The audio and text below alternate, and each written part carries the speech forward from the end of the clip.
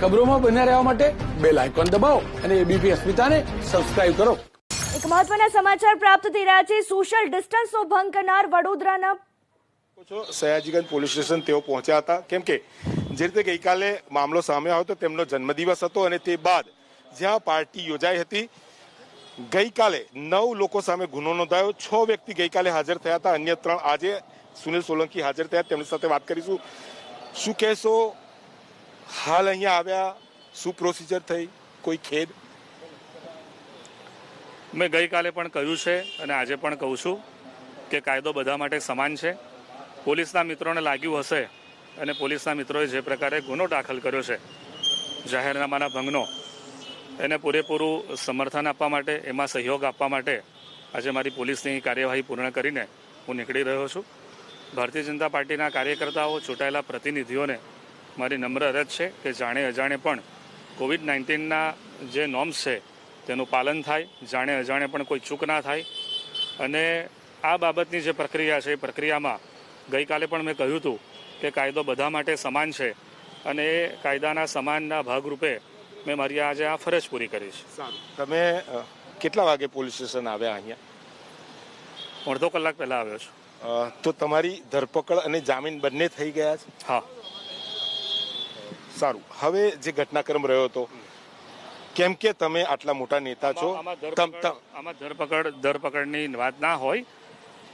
જાહેરનામાના ભંગની અંદર આપ પણ જાણો છો, હું પણ જાણું છું, આપનો જવાબ લેવાનો હોય છે અને જવાબ લઈને જામીન પર મુક્ત થવાનું હોય છે। એમાં ધરપકડ હોતી નથી, એવું કંઈ હોતું નથી। સારું, તમને એટલે કે હાજર કરીને જામીન આપે, સારી વાત છે। હવે સવાલ એ છે, તો ગઈકાલે જે અન્ય 6 વ્યક્તિઓને લાવ્યા ત્યારે તમે વડોદરામાં હતા, બહાર હતા, ગઈકાલે નથી આવ્યા, આજે આવ્યા? હું મારા કાર્યક્રમમાં વ્યસ્ત હોવાના કારણે ગઈકાલે આવી શક્યો નથી અને જે રીતે મીડિયામાં વોન્ટેડ કે ફરાર આ શબ્દોનો પ્રયોગ થયો છે, હું ખેદ વ્યક્ત કરું છું કે ભારતીય જનતા પાર્ટીના કાર્યકર્તા તરીકે એવી રીતે ભાગવાની કોઈ વાત ના હોય, અમારે પૂરેપૂરો સહયોગ આપવાનો હોય। એવી રીતે વોન્ટેડ કે ફરાર શબ્દોનો જે ઉપયોગ થયો છે એ ખૂબ ખેદજનક છે। ડૉક્ટર વિજય શાહ પ્રમુખ છે, તેમણે પણ કહી શકાય કે જે રીતે લોકો એકઠા થયા હતા તેમણે પણ ખેદ વ્યક્ત કર્યો, દુઃખ વ્યક્ત કર્યું। શું માનો છો અહીંયા પાર્ટીની જે ઇમેજ છે ક્યાંક ખરડાઈ રહી છે? ના, આમાં આટલી મોટી પાર્ટી છે, 11 કરોડના કાર્યકર્તાઓની પાર્ટી છે। કોઈ જગ્યાએ પાર્ટીના કાર્યકર્તાઓ અથવા એમના શુભેચ્છકોથી આવી જાણે અજાણે ભૂલ થઈ જતી હોય છે, કોઈ જાણી જોઈને આવી ભૂલ કરતું નથી।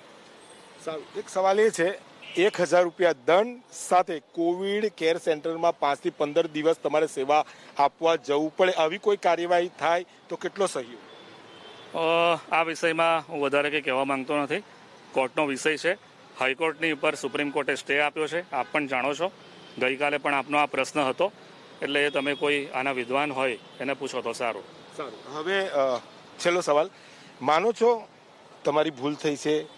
કેમ કે તમારા જે સમર્થકો છે આવ્યા, તમારો જન્મદિવસ પણ હતો, પરંતુ જન્મદિવસના ઉન્માદમાં ક્યાંક આપણે એ ભાન ભૂલ્યા કે સોશિયલ ડિસ્ટન્સ અને માસ્ક 25 લોકો તો દેખાય છે। હું મારી ભૂલ એટલા માટે નથી કહેતો કે હું કાર્યાલય આવતો હોઉં છું, કાર્યાલય કેટલા લોકો બેઠા છે મને ખબર નથી, અને કાર્યકર્તાઓ પોતાના ઉત્સાહની અંદર ઊભા થઈને જ્યારે સન્માનની પ્રક્રિયામાં મારી સામે આવતા હોય છે તો મારી પણ ફરજ છે, મેં એ લોકોને ટોક્યા હતા કે આટલા મોટા પ્રમાણમાં આવવું ના જોઈએ, છતાં આવી ગયા છે।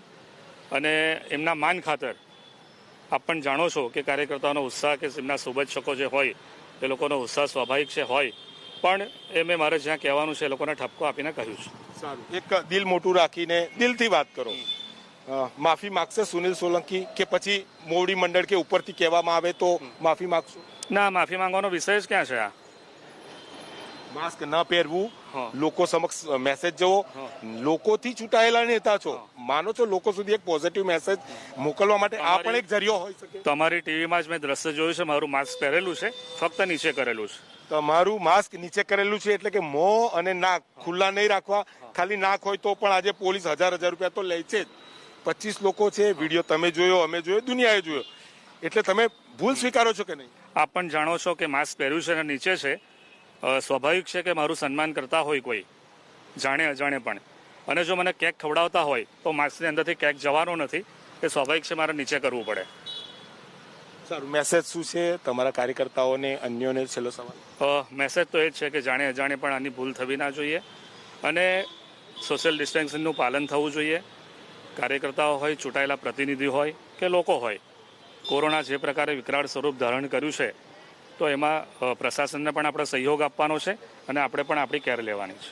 પ્રશાસનને પણ સહયોગ આપવાનો છે અને આપણે પણ કેર લેવાની છે તેવું સુનિલ સોલંકી કહી રહ્યા છે, પરંતુ માફીનો સવાલ નથી. મેસેજ તેમણે તે પણ આપ્યો, ભારતીય જનતા પાર્ટીના કાર્યકર્તા હોય કે કોઈ પણ COVID-19ના તમામ જે નિયમો છે તેનું તમામ લોકો ચુસ્તપણે પાલન કરે તેવો તેમનો મેસેજ છે. હાલ કહી શકાય કે 9 લોકો સામે જે ફરિયાદ છે, જાહેરનામા ભંગ, એપિડેમિક એક્ટ સહિતની, તેમાં તેઓ હાજર થયા, જામીન મળ્યા, અત્યારે નીકળી રહ્યા છે. લીગલી પ્રોસિજર પતી છે, પરંતુ એક નેતા તરીકેની છબી અને લોકોમાં મેસેજ આપવાનો હોય ક્યાંક ને ક્યાંક, એમાં પૂર્વ મેયર અને ભારતીય જનતા પાર્ટીના વડોદરાના મહામંત્રી સુનિલ સોલંકી ઉણા ઉતર્યા છે. કેમેરામેન પરેશ ધોળકિયા સાથે લોરેન્સ પરમાર, ABP અસ્મિતા, વડોદરા.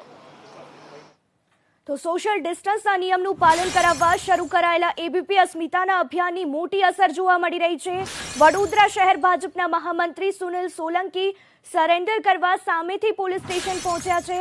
જન્મદિવસની શુભેચ્છા પાઠવવા આવેલા કાર્યકર્તાઓને ના પાડી હોવાનો સુનિલ સોલંકી દાવો કરી રહ્યા છે. જુઓ, આ છે ABP અસ્મિતાના સત્યાગ્રહની અસર. સોશિયલ ડિસ્ટન્સનો નિયમ તોડનાર નેતાઓ સામે કાર્યવાહી થાય તે સૌની જવાબદારી છે.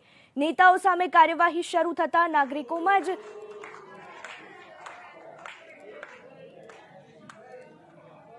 તાપી જિલ્લાના નેતા અને વડોદરા શહેરના નેતા સામે કાર્યવાહી થતા નાગરિકોમાં સંતોષ દેખાઈ રહ્યો છે. તો સોશિયલ ડિસ્ટન્સના નિયમોનું પાલન કરાવવા શરૂ કરાયેલા ABP અસ્મિતાના સત્યાગ્રહની આ મોટી અસર જોવા મળી રહી છે.